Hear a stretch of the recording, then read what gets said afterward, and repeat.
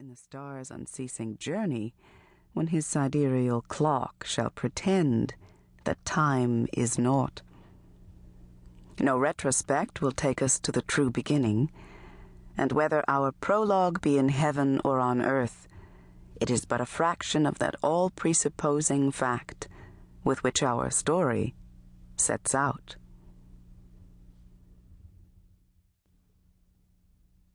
Chapter 1. The Baron Georges Leopold Cuvier, in a letter to the Emperor Napoleon on the progress of science since 1789. Sire, the natural history of living beings poses, above all, complications the mind has no conjectures on which to base a previous state. Nothing explains the origin and the genesis, which is ever a mystery, by which all human efforts have not achieved anything plausible. Great Eland, the English month of January, 1816. There was no freak show today, because it was New Year's Day, and it was my birthday.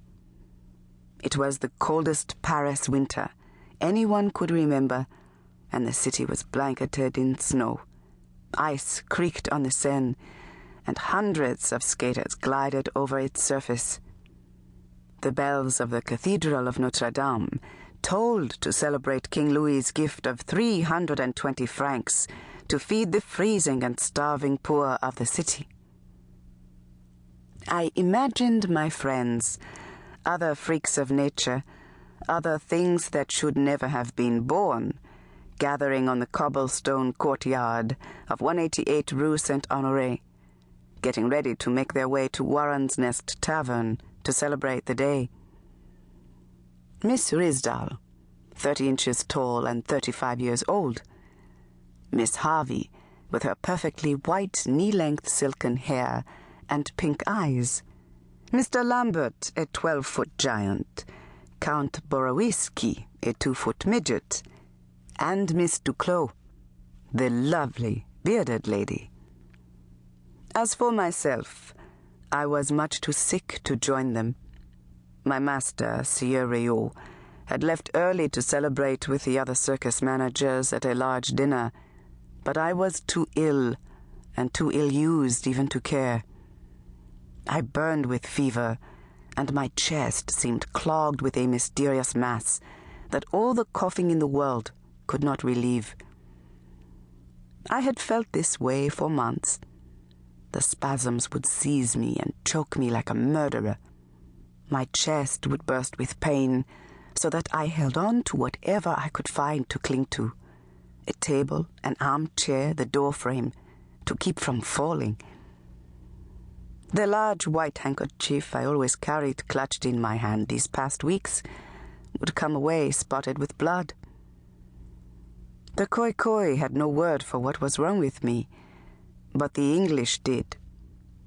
Alice Unicorn, my servant, whom I had found in a Manchester mill 2 years ago, explained it to me. After 5 years, I was used to the snow. I knew how it felt against my skin, could taste its cold wetness when it fell against my lips, knew its special chill in my bones. I needed to return to a warm, dry climate, she said, or I would die. In other words, I needed to return home to the Cape of Good Hope where I had been born, and where my brothers and sisters were. I wondered if I could ever do that. If it hadn't been this day, I would have been on display in the animal circus of my master, exhibited in an 8 by 12-foot bamboo cage, just high enough for me to stand, and almost naked, shivering in my apron of pearls and feathers, my leggings of dried entrails, my painted face, my leather mask, my dyed and braided hair, my doe-skin red gloves, my sheepskin lapa slung over one shoulder, my necklace of shimmering glass and shells, my crown of feathers, my cowrie seed earrings, able to stagger only a few paces,